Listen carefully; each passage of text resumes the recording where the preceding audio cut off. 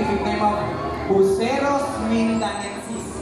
Minda meaning Mindanao, and ensis meaning belonging to. Therefore, belonging to Mindanao. This is your keeper top. Now, I have some background information about Davao Crocodile Park and Zoo.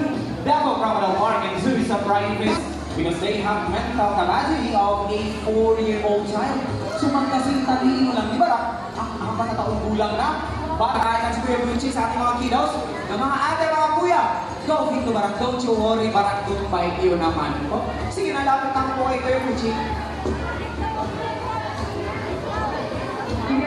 Gusto ko ka. Fly, and that is our Philippine Great Hornbill. Rosie Nicolas Nagpalaw, the alarm clock of the rainforest.